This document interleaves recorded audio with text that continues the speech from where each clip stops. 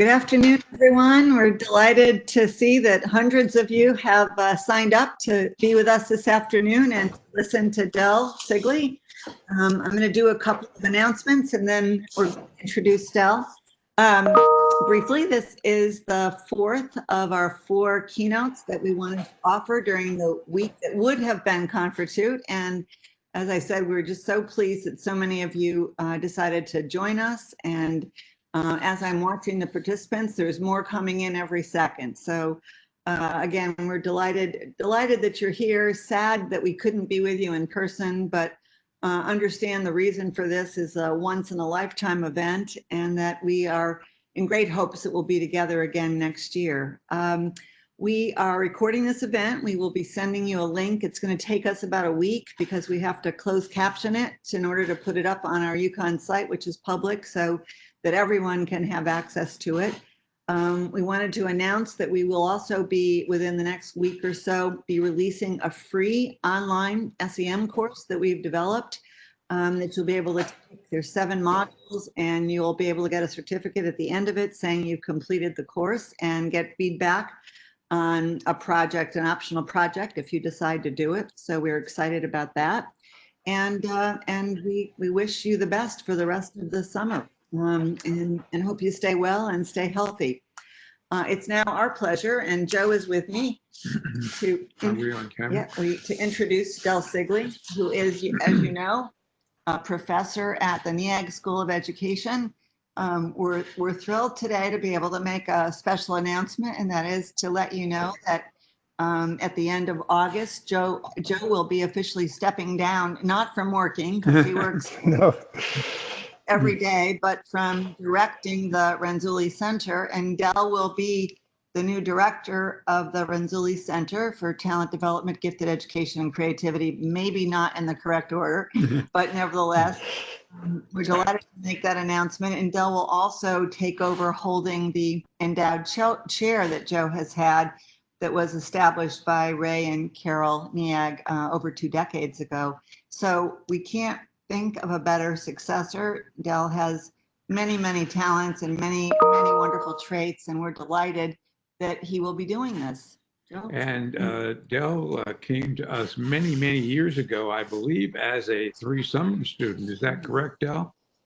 Well, actually, I came the first time for Confratute. For Confratute. Yeah. We lured him in. We lured him from Montana to come to Connecticut, and he has been a highly productive member of our faculty in many, many different areas, including 2 5-year grants from the federal government on the National Research Center, and also has been a department chair and a associate dean. So if there were a hat rack in Del's office, there would be at least 20 pegs on it, but we're happy to have him here, especially talking about motivation, which is a subject that he studied probably more intensively than most other people in gifted land. So we welcome you to our 4th and final online Confratute. And as Sally said,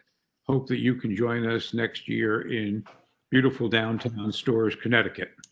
Right, and as I did earlier with Sue, we'll be moderating this, and Del gives us 10 minutes or so at the end. We'll have questions, and if not, we'll do the questions by email. So Del, delighted to have you here, and thank you for all you've done, and congratulations on this new next step in your very productive and happy professional journey.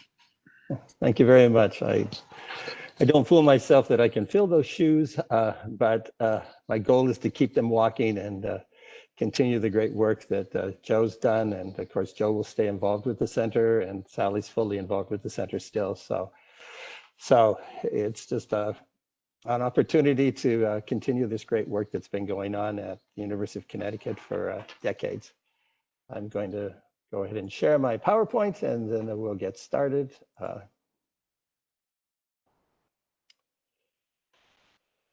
So like many of you, I became interested in this issue of motivation, probably for a reason that you also are interested in it, and that was the students that I encountered as a teacher in Montana. I often encountered students that didn't seem to be motivated, and they had all this potential, and I was just really confused by that. And so that's the reason I actually went to earn my PhD at the University of Connecticut, was this intense interest in figuring out what makes people motivated, and what can we do about students who aren't achieving at levels that we would expect them to achieve. So I'd like to have you think for a minute about someone in your life who you think probably isn't as motivated as you would assume that individual is. Someone who might be an underachiever. This might be a student you have. It might be somebody you're living with. It might be somebody you grew up with. And so I'd like you to think about that person. And then I'd like to have you tell me whether that person identifies as a male or a female. And so I'm going to try to do a little poll here to get your response. And in order for me to do that poll, I have to stop sharing my PowerPoint and turn on the polling option. So if you'll give me a second, I'm going to stop this sharing, and I'll turn on the poll option and open the poll. And you should see a poll on the right side of your screen, and you can indicate whether the individual you're thinking about is a male or a female.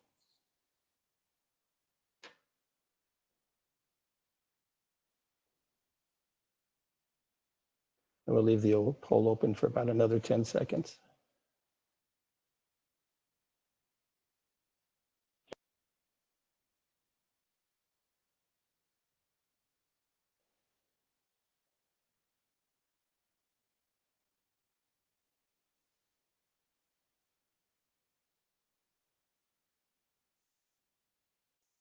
Okay, I'm sharing the polling results with you. And as you can see, we had 243 people who were thinking about a male, and 74 people who were thinking about a female, and about 100 people who didn't complete the poll.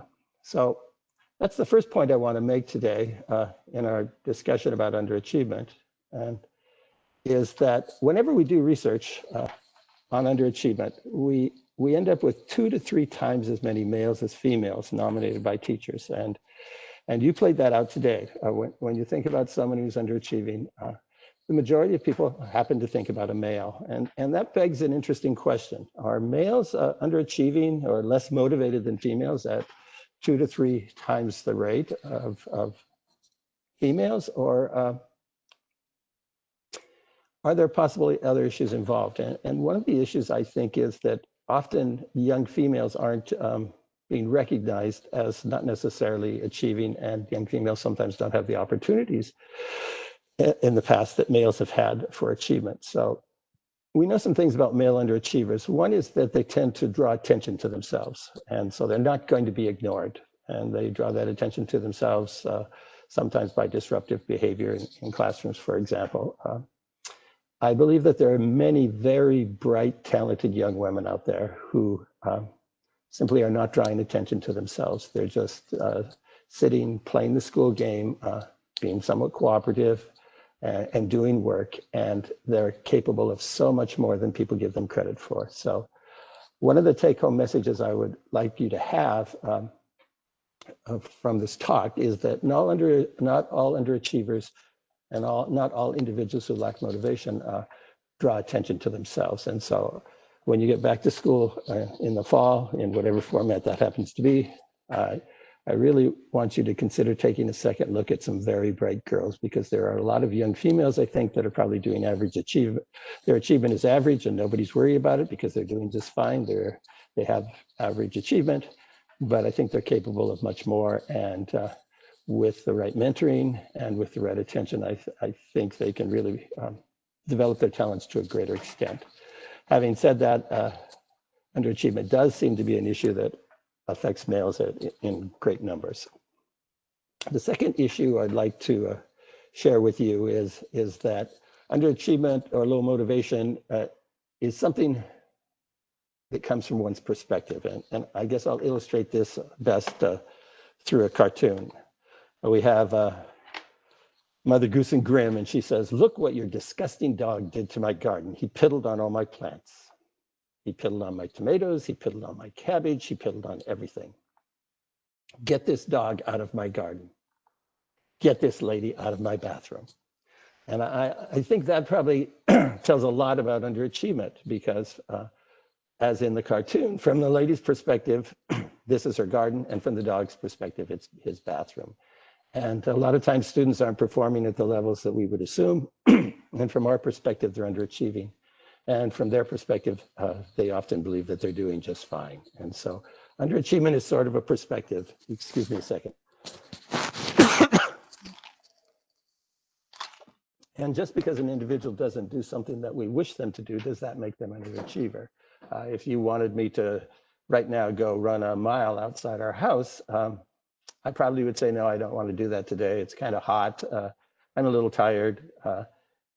And then you say, wow, Dal, you're not motivated. You know, you're not motivated to run this mile just because I have chosen not to do that. So the point is that be very careful about labeling someone as an underachiever or someone as lacking motivation, when in fact, it might be from our perspective versus their perspective. And so part of motivation is a perspective. The third point I'd like to make before we talk a little more in depth about this is that don't assume that students don't care, and don't assume that the student doesn't want to achieve. There might be other possible reasons. My wife and I did a study that was published in the last issue of Gifted Child Quarterly. It's called Pay Attention to Inattention. And we had surveyed 212 students who were nominated by their teachers as underachieving. These are students primarily in grades 4, 5, 6, 7, and 8. And as in all our work, 3/4 of them were male.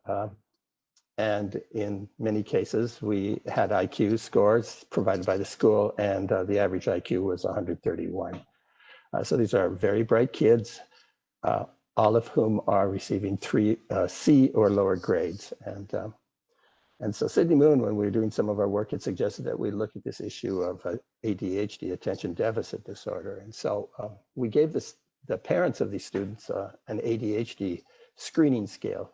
And then we also gave the teachers of these students an ADHD screening scale. And the results for us were quite surprising. On the home scale that parents completed, in a norming group that upon which the scale was based, about 3%, 3.2% of kids are rated as inattentive by their parents at home. In this sample of gifted underachievers, 23% of them were rated as inattentive by their parents at home. On the hyperactive end of the scale, about 2% of kids are rated at home by their parents as hyperactive on this screener. And we didn't have any of these gifted underachievers who were rated as hyperactive. And so what we see is that we had 7 times the incidence of inattentiveness with these gifted underachievers as we would see with a norming group when their parents rate them. So when we look at the school situation, teachers rate about 10% of their students as inattentive on the screener. And in our study, 39, almost 40% of these gifted underachievers were rated as inattentive. On hyperactivity, teachers rate about 3.2% of their kids as hyperactive, and on this screener with our gifted underachievers, we had less than 2%, 1.89. So from a teacher perspective, we had 4 times the rate that we would expect from the norm sample. So this begs a couple of questions that we mentioned in this article that was in Gifted Child Quarterly, the April issue, I think, of this year. If that inattentiveness were only at school, then we might say that there's a problem at school. And if parents are not seeing inattentiveness at home, then we would say that maybe it's a school issue. But because we see it at home and at school, not to the extent at home, you know, it's 23% versus almost 40%, but so we see it at home, that begs the question that perhaps we need to take a second look at many underachievers and check them for ADHD and particularly inattentiveness. This is just a screener, it's not a diagnostic, and so we can't say that these students actually were inattentive, but the screener would indicate that they should be considered for that. So we need to take another look at that. And we also need to look at maybe, are underachievers just by nature, do they appear inattentive, or is inattentiveness an issue that we should be addressing when we're working with underachievers? So at the University of Connecticut, we're known for our threes. We have Renzulli's three-ring conception of giftedness, and we're known for rings too, because we have the three rings. And then another three we're known for is the type 1, type 2, type 3 that Joe and Sally both have worked on and made famous. And so in working on trying to explain underachievement and motivation, I obviously had to use a three, and I thought it better that if I used rings also. And so we have a three-ring conception of achievement to go with our little three, not our little, our fantastic three-ring conception of giftedness that really changed the field dramatically. And so this diagram explains how it works, and I'll go into more detail.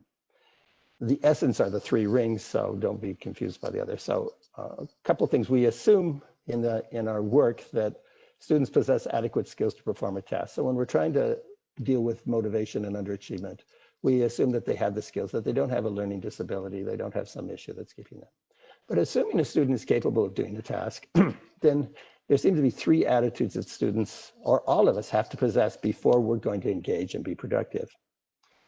And according to the achievement orientation model, the first of these is confidence in one's ability to perform the task.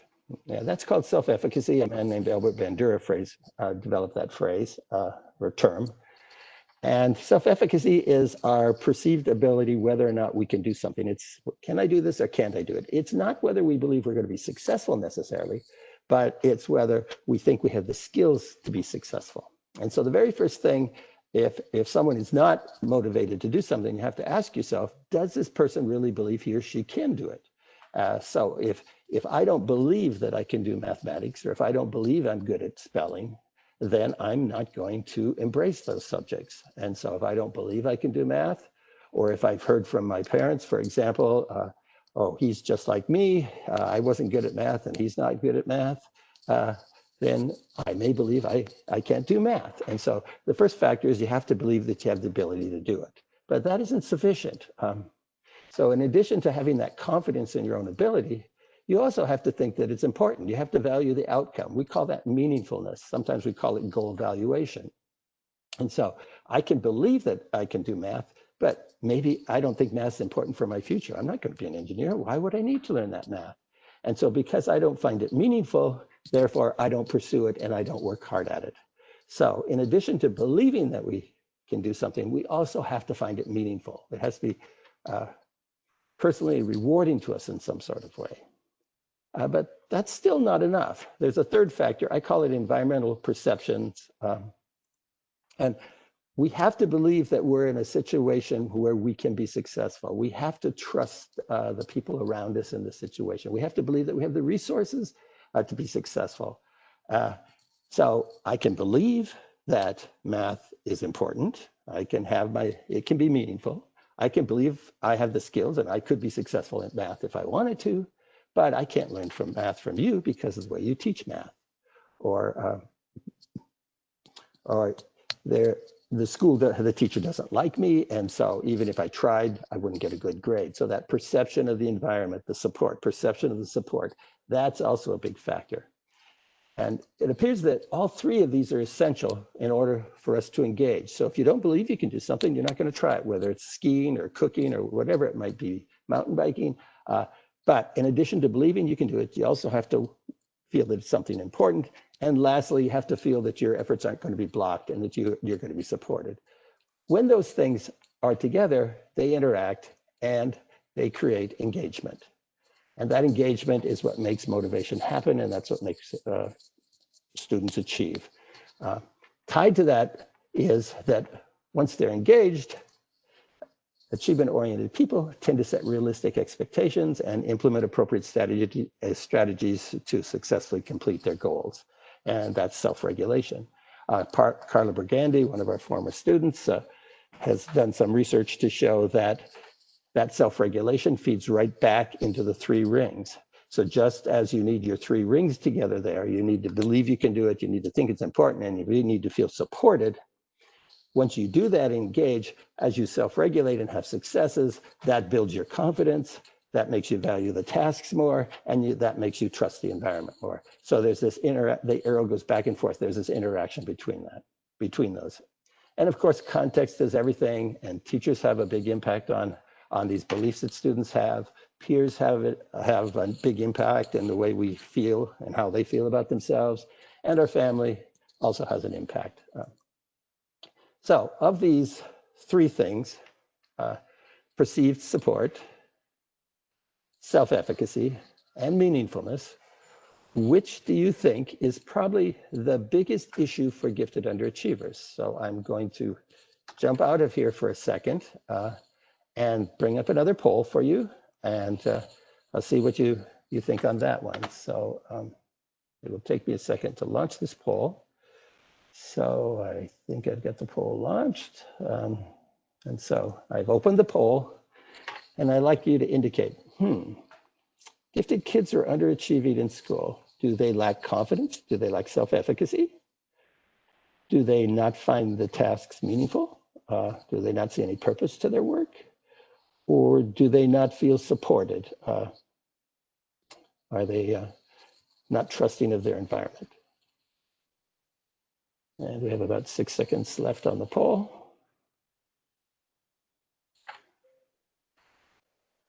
Okay, thank you. I'm going to get the poll results, and I'm going to apply them. And hopefully you see the results of the poll, and you can see that about 52 of you thought it was self-efficacy, it was confidence. 222 thought it was meaningful tasks, and 41 thought it was perceived support. And I can tell you that as I pull up my PowerPoint here again,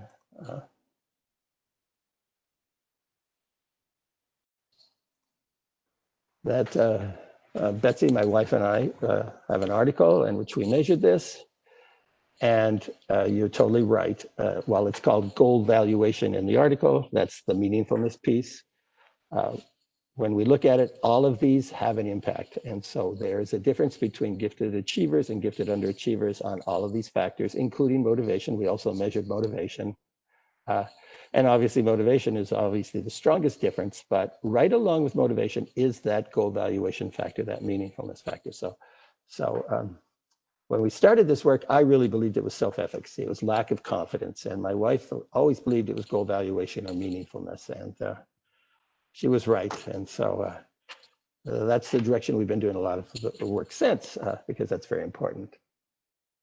I'm also curious as we go into this, what role each of you has. So I'm wondering if you're a parent, a classroom teacher, a teacher of the gifted, a gifted coordinator, administrator, professor, or other. And so I'm going to jump into the poll for a second, and we'll find out who's here today, and we'll jump to that. Who are you? Okay, and I'm opening the poll right now. So what role do you see yourself as?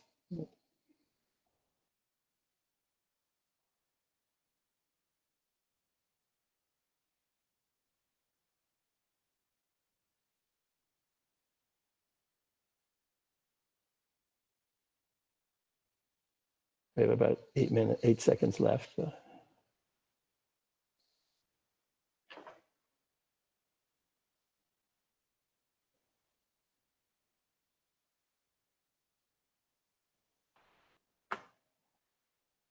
So as I scroll through this, most people are teachers of the gifted. We have 157 teachers of the gifted.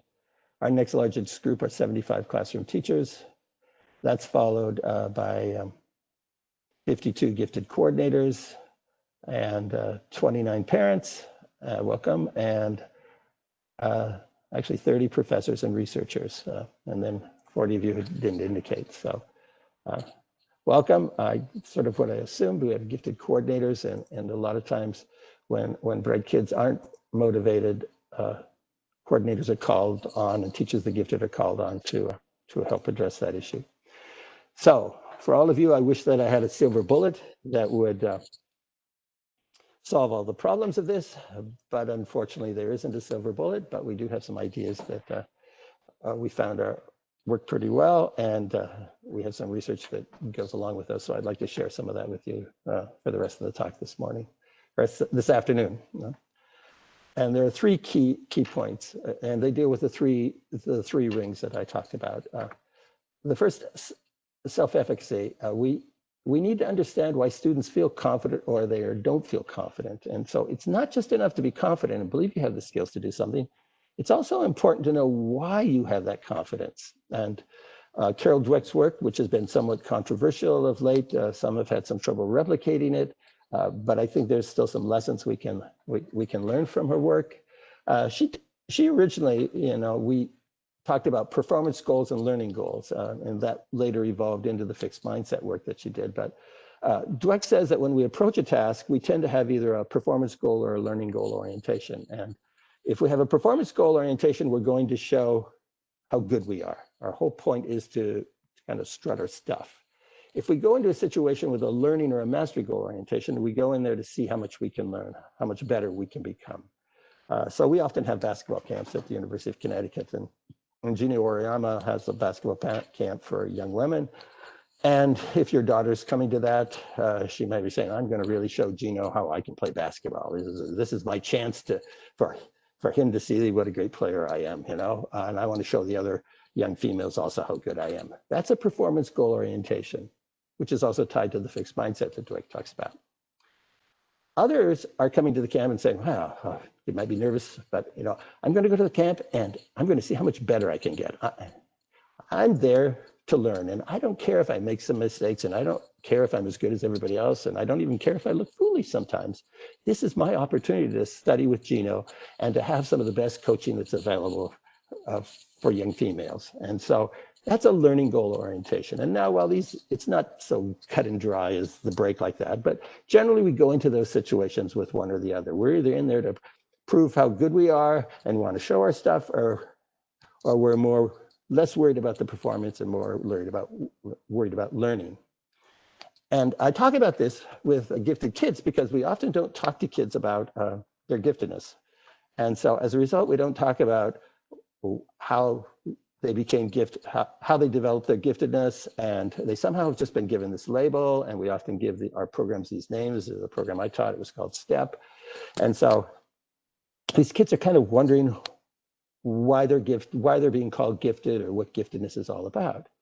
And so if you're a very bright person and you've been told that you're gifted, and you come to school and kindergarten's easy, and first grade's easy, and second grade's easy, and third grade's easy, and you like that label gifted, it's kind of fun, it sounds like a good thing to be. And then you hit fourth grade and things start to be kind of difficult.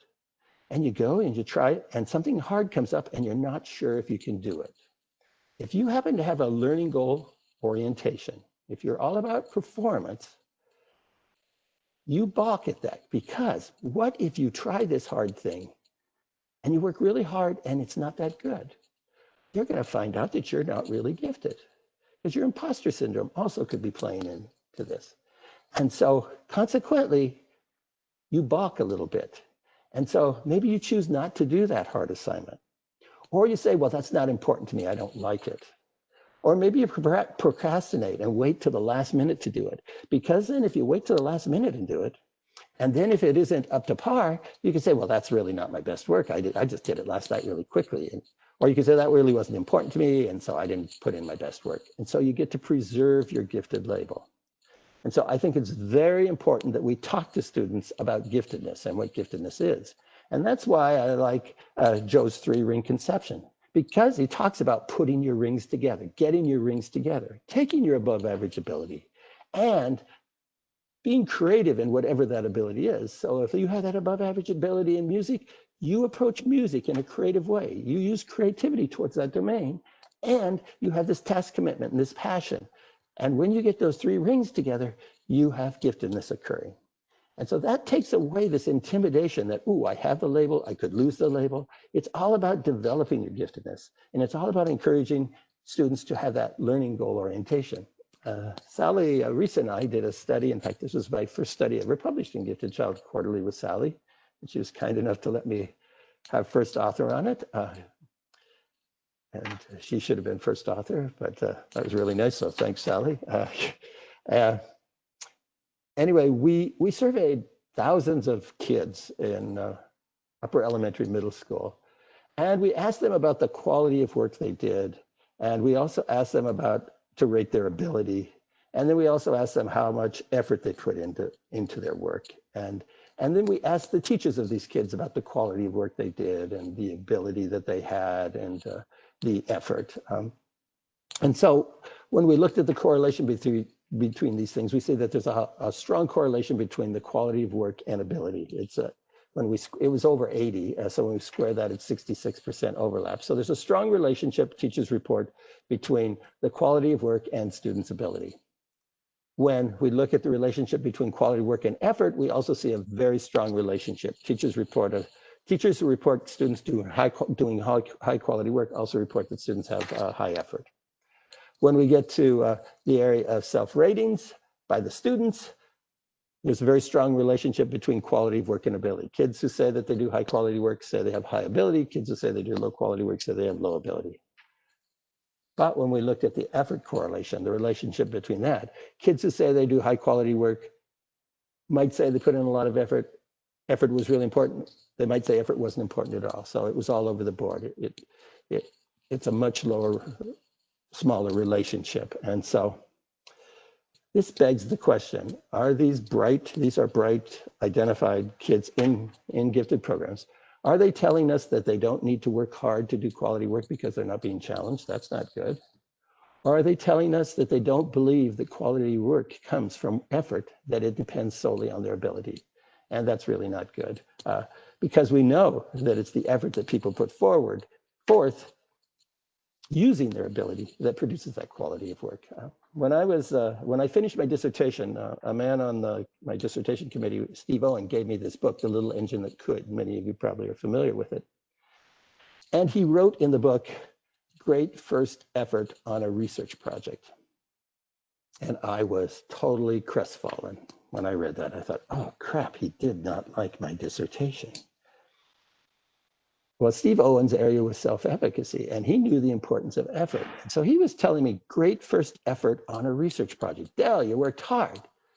And I read that as lousy job, because often we have this perception, if we have to work hard, it means we're not smart. And being a product of the Western civilization, that is stuck in my brain, when we know that it is the working hard that makes all the difference. And so I'd like to talk a little bit about that complementing for a second. We have to balance in gifted education this difficulty between effort and ability, because we know it's effort applied to ability that makes the difference. And so we have to help students understand that. We know for self-efficacy that when kids recognize their ability, that builds their confidence.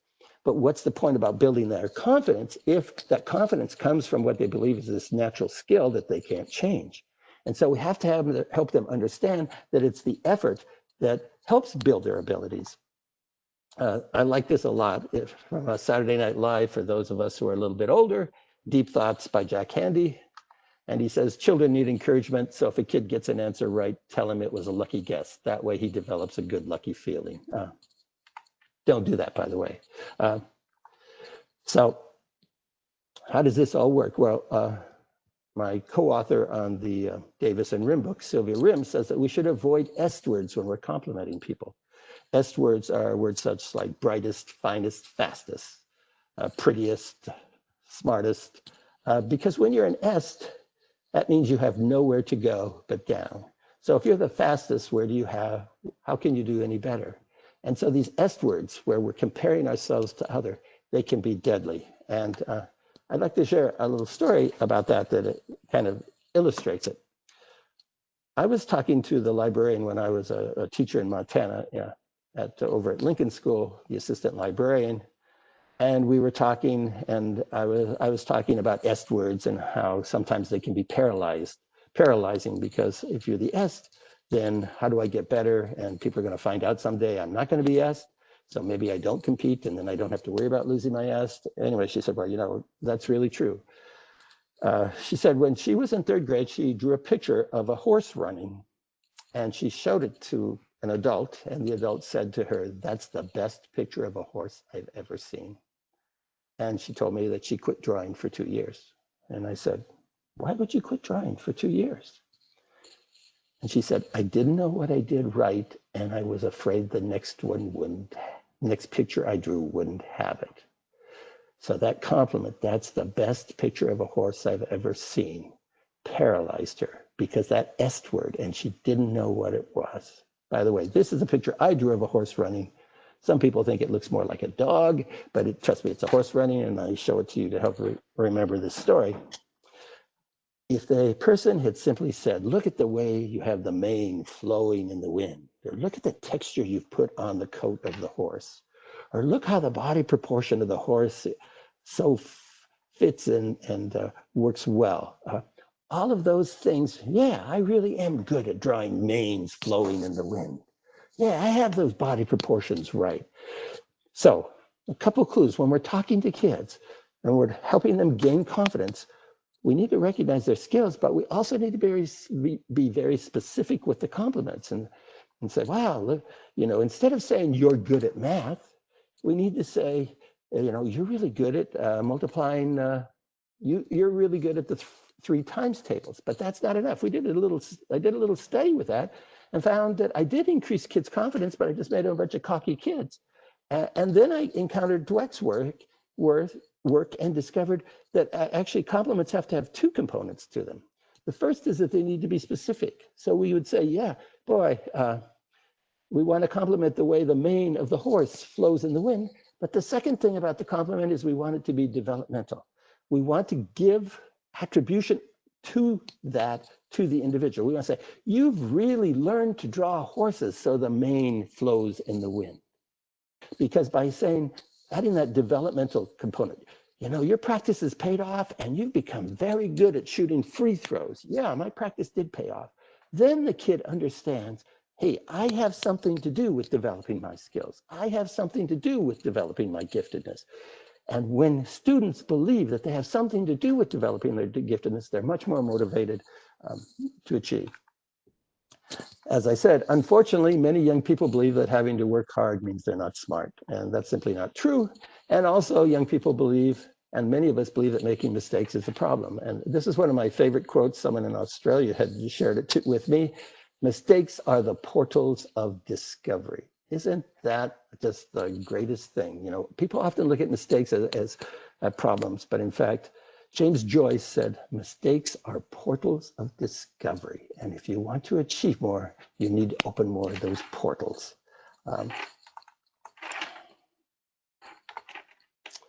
This is a picture of my son when he was younger, and it was at his birthday party. And he has a knack for looking helpless. At the time, he had lots of curly blonde hair, and he was at his birthday party and he was on the lawn, the kids running around, and his shoe fell off. Now, he's totally capable of putting his shoe on. And I'm watching him out of the corner of my eye, and I have my camera out because I'm taking birthday pictures. And I see him, and he's looking kind of cute there, sitting on the lawn, forlorn. Oh my gosh, my shoe's off. What am I going to do? And I take his picture. And I waited just to see how long is it going to take him to put his shoe back on. And pretty soon, a young friend of his came over, a young female, and put his shoe on for him while he sits there and picks grass. And it reminded me of the danger that happens, especially if you're a young person and you can put on that helpless look. People help you. And so one of my key points that I'd like to make is avoid unnecessary assistance. And particularly young boys have this ability, I believe, to sort of put on this helplessness. And if they can get people to help them, they don't build the confidence, and consequently, we're setting them up for problems down the road. So it's okay to let people struggle, kids struggle a little on their way to successes. We don't want them to struggle to the point of frustration, but a little struggle that can be overcome with success helps build motivation and confidence. We had this little guy, and he's getting ready to go home from school, and he says to his teacher, "What did I learn today? My mom will want to know." Well, every child, I always say, has a right to learn something new every day, and that should happen in school every day. And so when kids go home from school, they need to understand what they learned that day, and they need to feel that they had something to do with that learning. And so it's just very important that we draw attention to kids' progress, because we know the greatest thing to build confidence is past performance. And so if we can draw attention to kids' performances so that they can see that they're growing and getting better, we can move them along and increase their self-efficacy. And in the process of drawing that attention, we have to draw attention to their effort and their work in making that performance happen. Our second point on the meaningfulness is we need to learn what's important to students. And you heard about that yesterday from Sue Baum when she talked about 2E. You learned about it this morning from Sally when she talked about the meaningful projects that kids did that were making a difference in the world. You learned about it from Joe yesterday morning. And so I'm just here to reinforce that message. Benjamin Bloom, and I always cross myself when I say Benjamin Bloom because he was known for Bloom's taxonomy, and I am of the generation that had studied Bloom's taxonomy in depth. And to be frank, I was fortunate to have a professor in educational psychology from the University of Chicago who had studied with Benjamin Bloom. And so that was kind of a thrill to be one away from Bloom. But Benjamin Bloom also did another study that he's less well known for, and that was a study where they studied these eminent people. So they looked at top research scientists, top concert pianists, top athletes, and they wondered what kind of teachers, what kind of training do these top individuals have? And as the teams were coming in from the different disciplines and sharing with Bloom, they discovered that all of them had a kind of a pattern of three, that the very first teacher that each of them had was someone who taught them to fall in love with the discipline. And it might have been a parent in some cases. So the very first piano teacher or the very first tennis coach teaches the kid to love to play tennis. And they instill this passion for it. But these individuals soon outgrew that first teacher and they had to go to a second teacher. And the second teacher was one that developed their skills and the discipline. It's the coach that kind of screams and yells a lot and is worried about stance. And it's the piano teacher that wants you to sit right and do the scales right in your fingering. But what Bloom discovered is you couldn't stand, you couldn't tolerate the second teacher if you hadn't had the first. If you don't first fall in love with piano and fall in love with music, then you don't care so much about the scales and the fingering and all that. And ultimately, these individuals ended up with a third teacher, and there might be, or a third coach, or a third mentor, or whatever you want to call it. And there might be only 5 or 6 in the country, and families often had to move across the country.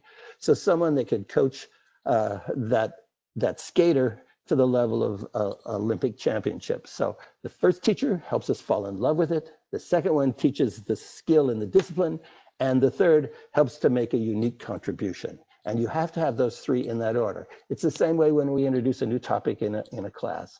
First, we have to have them fall in love with the topic, and then we can get into the nitty-gritty of the topic, and then you can have them contribute in unique ways to that topic. The interesting thing about this is I didn't know about this, and I used to be a photographer, and I would often be asked to teach photography seminars at camps, and I was asked for this gifted camp to teach a seminar on photography. It was a week-long camp, and so I was really excited about it. And I love photography, and I happen to know some things about photography and light. So I know how to calculate the focal length of a lens. So I thought we should teach that to these middle school kids. And then I also happen to know that light decreases by the square root of 2. So if you are 8 feet from a light and you move to 11 feet, which is the square root of 2, you get half as much light, even though you haven't doubled the distance. And that's why on the camera ring, there's f8, f11, f16, 22, so and so. So I was teaching them all about that. Well, at the end of a week with me, nobody ever wanted to do any photography ever again. I mean, they could care less about the square root of 2. And then I heard about Ben Bloom and the kinds of teachers. And so I said, okay, I have to do this differently next year.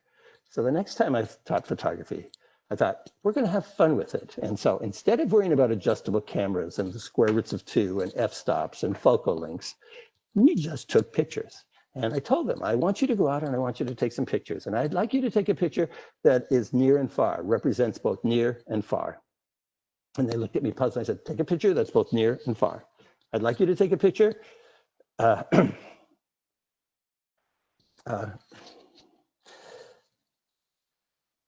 Excuse me for a second. I got to get a drink here. I'd also like you to take a picture of people without people. And so the pictures came back, and this, for people without people, this kid took a picture of his grandfather. And I said, well, how's that a picture of people without people? He says, that's my grandfather, and he has Alzheimer's. He's there, but he's not there. Wow, that's pretty heavy. For near and far, I had someone take a picture of a pregnant woman. And I said, well, how's that near and far? And they said, well, the baby's right there, but far away. And someone else went to the local jail and faked a picture of a hand coming out of a bar, out of the bars of the cell. And I said, well, how is that near and far? And he said, well, freedom is near and far away at the same time. And then that kid said, but my picture at the jail is a little dark. Is there something I could do about that? Square root of 2. Now you're ready for the second teacher. So we have to remember that. Don't expect kids to be motivated until you've helped them fall in love with it. And the beauty of this is that the type 1s, the type 2s, and the type 3s for the school-wide enrichment model and for Triad align perfectly with Bloom's work. The type 1s are this opportunity to fall in love with something. And the type 2s are where you get the training and the discipline to learn how to do things associated with that, whatever that activity. And the type 3 is where you get to put what's unique about you into that project, and you get to explore something in a unique way that's very different from the way anybody else explored it.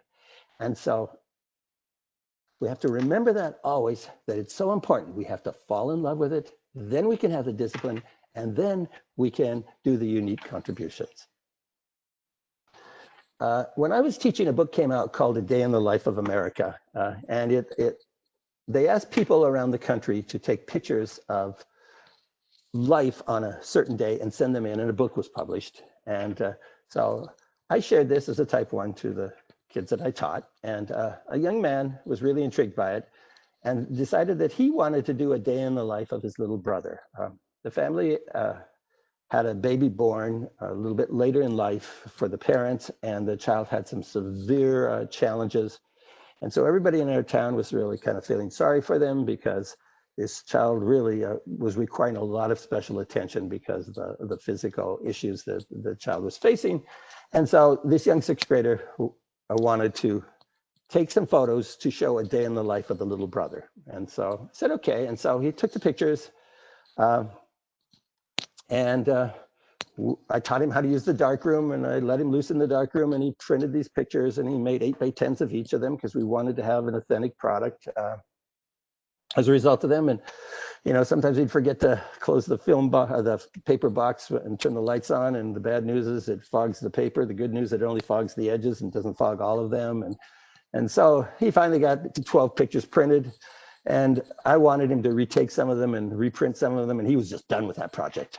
And then we said, well, okay, well, what do photographers do? Because part of doing any kind of a type 3 is an authentic product for an authentic audience. So what kind of products do photographers produce? And books, a book is one option.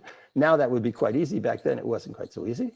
And so we thought, what kind of things do photographers do? And we came up with the idea that photographers exhibit their work. And so he decided to talk to his Aunt Leslie down at the bank and see if we could put a photo exhibit at the bank of a day in the life of his little brother. She said it was fine. The parents said it was fine.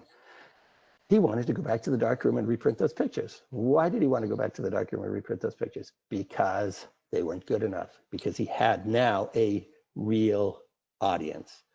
If you don't think kids are motivated, you have to ask yourself, the things they're working on, do they have a real product or service, and do they have an authentic, real audience? And he went back and reprinted those. And that exhibit made a big difference in entire community's mind about how this child was such a joy to this family. And I share this because this week, as I was working on this presentation, I happened to receive an email from that young man who's all grown up. And he said, my wife and I bring up STEP monthly. STEP was the name of our program. As we raise our 2 boys, thank you for exposing us to some invaluable experiences at such a young age. I still can't believe I was set free in a darkroom in elementary school. And I choke up by those words, set free. I was set free in a darkroom. Isn't that a wonderful way to think about when we give kids opportunities to do authentic work? So we should never underestimate the power of interest in making learning meaningful.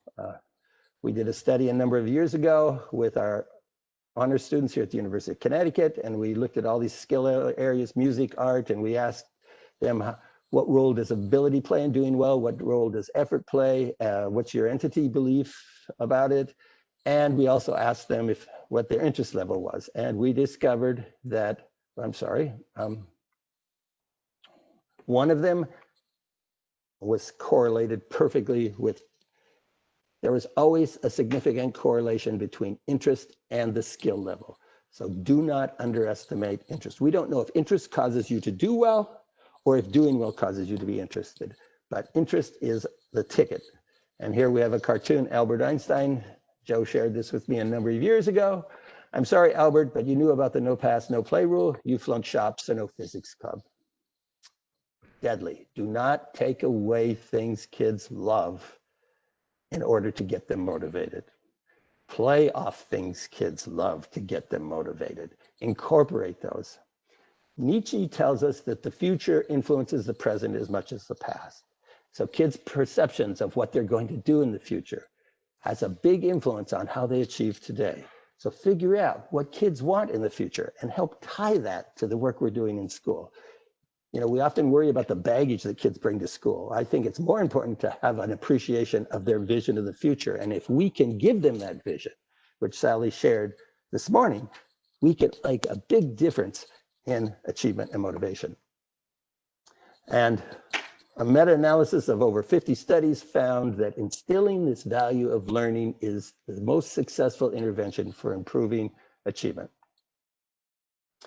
Challenge is also, I like to tell the story about my wife. When I met my wife, we just were getting to know each other, and I had suggested to her that she was interested in a PhD program, and I'd suggested to her that she go to the University of Connecticut. I was a professor at Boise State at the time, and we weren't engaged at this time. We were just talking, and one day I said, but as I got to know her, I discovered that she'd taken all these statistics courses, and she'd pretty much read every book on gifted ed that I had. And I thought, boy, I'm not sure the program's going to be so challenging. She's coming in with such a high level of skills.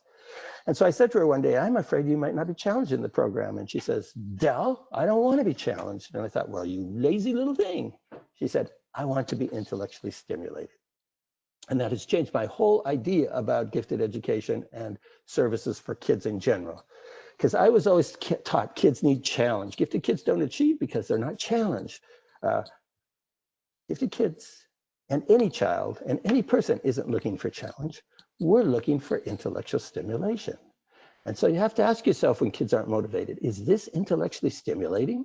How can I make it more intellectually stimulating? Can I build interest into it? Can I build their vision of the future into it? Can I make it more realistic or authentic? Can I find an authentic audience? All of these things help to make things more intellectually stimulating. Because basically what we found and believe is that too little academic challenge with too little intellectual stimulation produces bored students. Too much academic challenge with too little intellectual stimulation produces turned off students.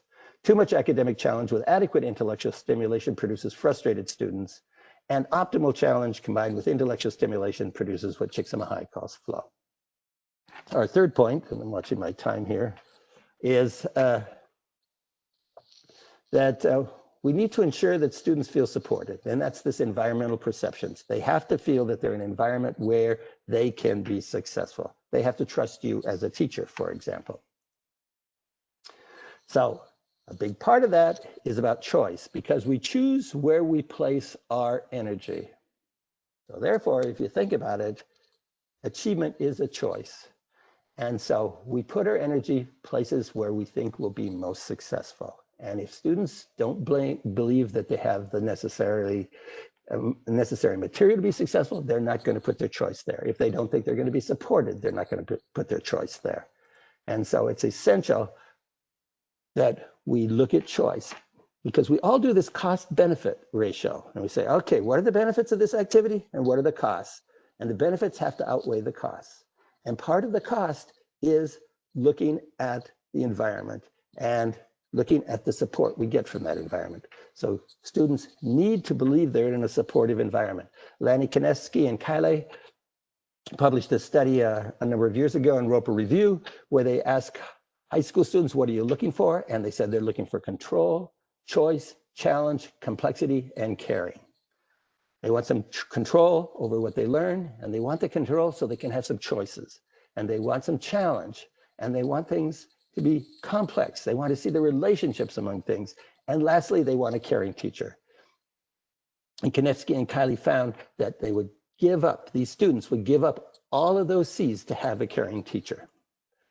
We've done work with college freshmen here also in the honors program, and we've asked them, okay, think of a teacher that made a difference to you, and what did they do? And they said they gave us meaningful content. They said they challenged us. They said that what they provided was useful. They said they were caring, so we get the caring again. They said they were knowledgeable. They said they were hardworking, and they said they were passionate. Kids know when we work hard as teachers. They know when we're passionate. One kid said, I really didn't care for Spanish, but she was so passionate about Spanish, there is no way I wouldn't work hard for that class. So what does a knowledgeable teacher promote? Well, promotes self-efficacy to learn. When your teacher is knowledgeable, kids believe they can learn from that teacher. Knowledgeable teachers are able to differentiate the content and show how things connect. They're able to use a variety of instructional strategies. When you don't know your content very well, you just lecture straight and use those notes. But knowledgeable teachers have discussions, and they're able to move away from the traditional way of teaching often. And knowledgeable teachers can show these interdisciplinary connections which promote meaningful learning. They show how this stuff relates to the real world. So I always like to share the story of the impact of a teacher, and actually an impact in this case of a student on me. When I was a teacher, I decided to celebrate kids' birthdays by making Rice Krispie bars. And so my first year of teaching, in our gifted program, we had a young man who had been placed in the gifted program in 7th grade, and it was his first time, and he wasn't doing that well, and he happened to be the first birthday. And so I made Rice Krispie bars for his birthday, and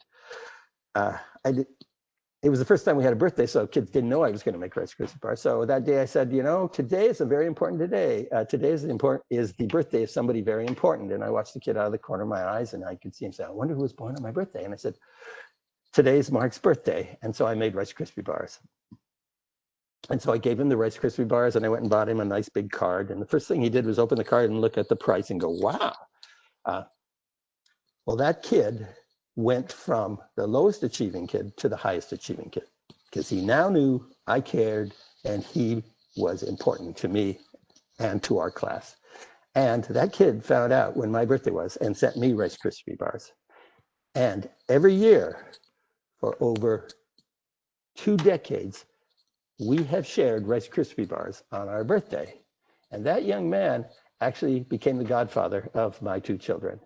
And so the very best thing I did was buy a nice card and make Rice Krispie bars, because having kids understand that you care about them and that they're important makes all the difference in achievement. Here the kids are a little older with our guinea pig and of course the iPad.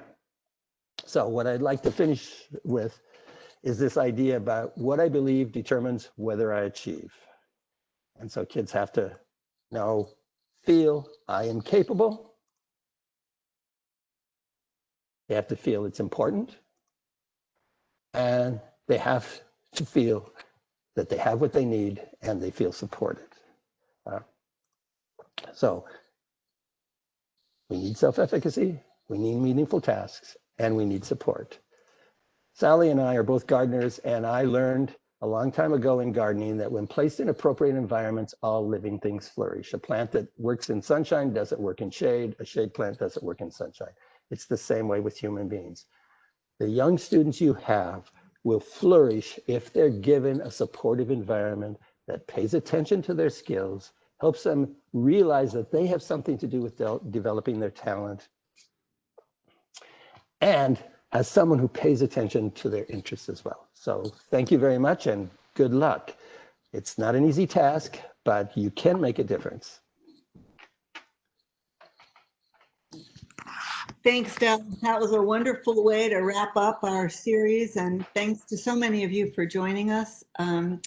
We're just right at the end of our time, so I think we're going to tell you that if you have questions or you have any interest in interacting with Del, just send your questions to Stephanie Huntington, who's been in touch with you related to the series. Del, you've given us a great way to start thinking about what we need to do to engage and increase achievement and motivation for all students, and we're grateful. And we're grateful to all of you for joining us. Stay healthy, stay safe, and we certainly hope we see you next summer at Confratute. Thanks, everyone. Thanks. See you next summer. Bye-bye. Bye-bye.